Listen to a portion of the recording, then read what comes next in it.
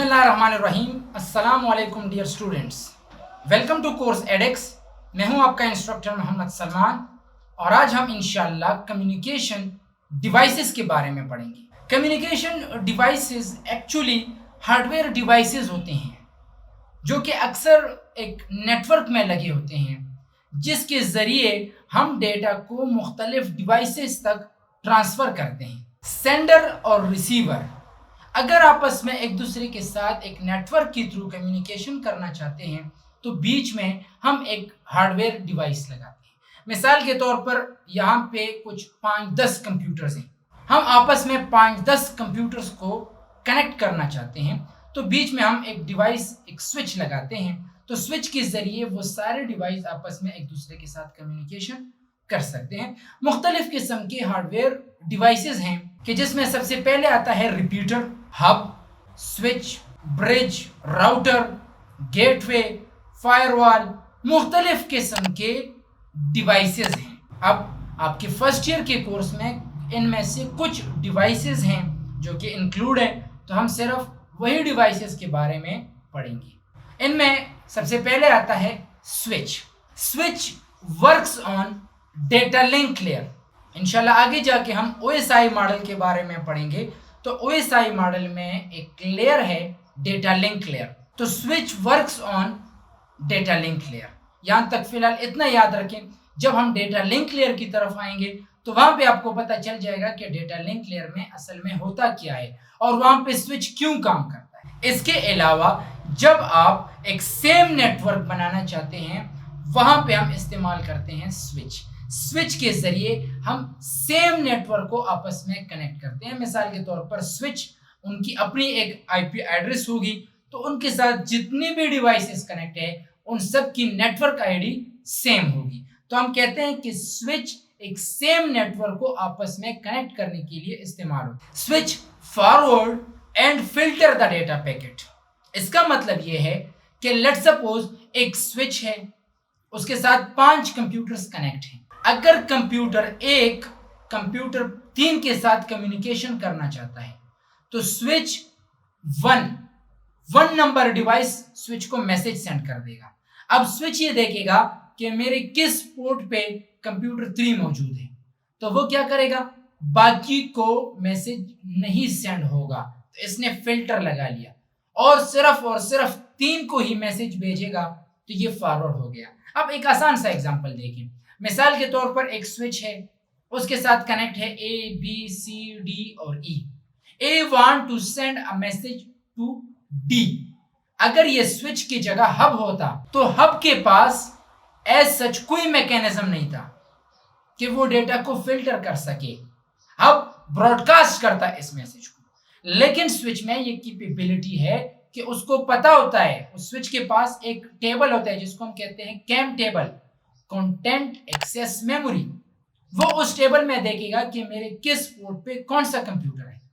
तो let suppose computer D उसके 4 number port पे है, तो ये सिर्फ और सिर्फ 4 नंबर पोर्ट पे उस मैसेज को फॉरवर्ड कर देगा। बाकी जो 2, 3 और 5 नंबर पोर्ट है उस पे फिल्टर लगाएगा, उस पे आपका मैसेज ट्रांसफर नहीं होगा। स्विच फुल डुप्लेक्स की तरह काम करता है कि जब आप स्विच को डेटा सेंड कर रहे होते हैं, सेम टाइम पे दूसरा डिवाइस भी स्विच को मैसेज सेंड कर सकता है। ऐसा है कि अगर A D को मैसेज सेंड करना चाहता है, B E को मैसेज सेंड करना चाहता है, तो स्विच तो डेटा लिंक लेयर पे है। Data link layer purely hardware based नहीं है, वहां पे थोड़ा बहुत मेमोरी भी होती है। तो एक ही वक्त पे स्विच दोनों से डेटा ले सकता है और सेम टाइम पे दोनों को डेटा सेंड भी कर सकते हैं। तो फुल डुप्लेक्स की तरह काम करता है। इसके अलावा अगर आप स्विच के पास जो टेबल होता है कंटेंट एक्सेस मेमोरी का, तो वो टेबल इनिशियली ब्लैंक होता है। शुरू में स्विच इतना इंटेलिजेंट नहीं होता, वो आराम से इंटेलिजेंट बनता है। तो शुरू में स्विच क्या करता है, स्विच इनिशियली एक मैसेज सबको सेंड करता है, फर्स्ट टाइम वो ब्रॉडकास्ट करता है। फिर जब रिप्लाई आना शुरू होती है, I am A, I am B, I am C, I am D, तो ये देखता है कि A ने जो मुझसे मैसेज भेजा है वो पोर्ट नंबर 5 पे है, तो इसका मतलब A जो है वो पोर्ट नंबर 5 पे है। B ने भी उसको रिप्लाई दे दिया I am B। अब ये देखेगा कि ये मैसेज मुझे किस पोर्ट से मिला है, ये 3 नंबर पोर्ट से मिला है, तो 3 नंबर जो है वो B है। तो स्विच बाद में एक इंटेलिजेंट डिवाइस बन जाता है, वो अपने पास उस टेबल में सारा रिकॉर्ड स्टोर कर लेता है। अब बाद में अगर ए सी को मैसेज सेंड करना चाहता है तो इसको तो पता है कि ए 3 नंबर पोर्ट पे है, सी 5 नंबर पोर्ट पे है मिसाल, तो फिर वो सिर्फ और सिर्फ यूनिकास्ट करेगा, सबको मैसेज सेंड नहीं करेगा। यहाँ पे आप स्विच को देख सकते हैं, एक नेटवर्क बनाने के लिए स्विच को इस्तेमाल किया जाता है। Next one is router. Router forward data packet across different networks. अब एक कंप्यूटर लैब है, वहां पे एक स्विच है, उसके साथ 5 कंप्यूटर है। दूसरा कंप्यूटर लैब है, वहां पे भी एक स्विच है, उसके साथ भी 5 कंप्यूटर है। अब ये एक लैब वाला एक नेटवर्क हो गया, दूसरे लैब वाला दूसरा नेटवर्क हो गया। अब मैं इस 2 डिफरेंट नेटवर्क को आपस में कम्युनिकेट करना चाहता हूं, तो दोनों स्विच को आपस में कनेक्ट करने के लिए इस्तेमाल होता है router. Router is also known as a brain of a network. इसको नेटवर्क का ब्रेन भी कहा जाता है। राउटर भी उसी तरह फिल्टर भी कर सकता है, फॉरवर्ड भी कर सकता है, जैसे कि मैंने आपको फिल्टर और फॉरवर्ड पे समझाया। राउटर, स्विच, हब बाकी सारे डिवाइसेस से एक्सपेंसिव होता है। इसके अलावा राउटर का काम है बेस्ट पाथ सिलेक्शन। मिसाल के तौर पर मुझे यहां से कराची जाना है, तो मैं 3 रास्तों से जा सकता हूं। ट्रेन पे भी जा सकता हूं, बाय रोड भी जा सकता हूं, बाय एयर भी जा सकता हूं। अच्छा, इसके अलावा आप समुद्री रास्ते से भी जा सकते हैं। तो आप सबसे पहले किस रास्ते पे जाएंगे? अगर मुझे जल्दी पहुंचना है तो आप थ्रू एयर जाएं, समंदर के जरिए, रेल के जरिए, बस के जरिए। लेकिन फिर आप देखेंगे कि कौन सा रास्ता मेरे लिए बेहतर है कि मुझे जल्दी भी पहुंचाए, सिक्योर तरीके से भी पहुंचाए। तो इसी तरह राउटर का काम भी है बेस्ट पाथ सिलेक्शन, कि अब रूट्स तो बहुत ज्यादा है, तो राउटर आपके लिए बेस्ट पाथ देगा कि ये रास्ता सिक्योर भी है, फास्ट भी है, आप जल्दी भी जा सकते हैं। तो ये बेस्ट पाथ सिलेक्शन राउटर करता है। राउटर के पास भी एक राउटिंग टेबल होता है कि जिसमें सारे कनेक्टेड डिवाइसेस के बारे में इंफॉर्मेशन होती है कि अब कौन सा राउटर किस पोर्ट पे कनेक्ट है, कौन सा डिवाइस किस पोर्ट पे कनेक्ट है, तो वो सारा कुछ राउटिंग टेबल में होता है। स्विच के पास कैम टेबल होता है, राउटर के पास राउटिंग टेबल होता है।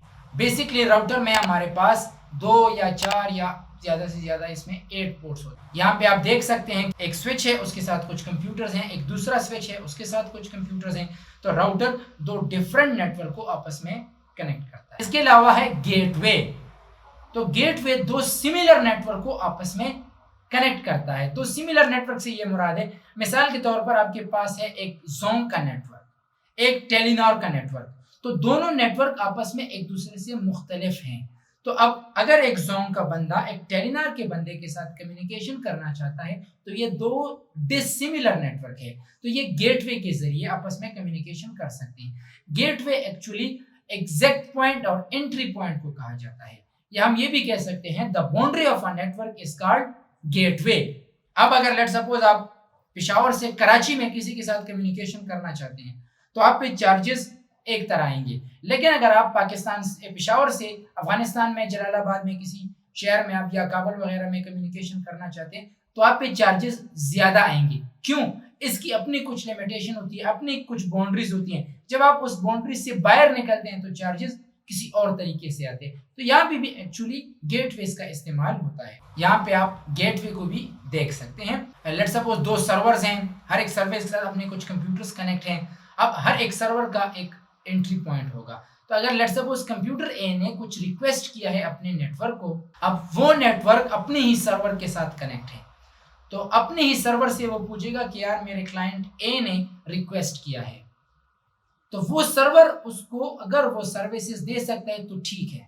लेकिन अगर वो एक सर्वर दूसरे सर्वर के साथ कम्युनिकेशन करना चाहता है, तो बीच में एक गेटवे का इस्तेमाल होना लाजमी है। हम ये भी कह सकते हैं कि राउटर भी एक गेटवे है।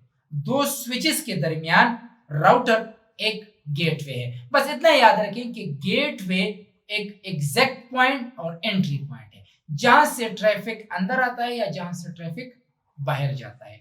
तो ये था आज का हमारा टॉपिक। इंशाल्लाह see you in next lecture. Thank you very much.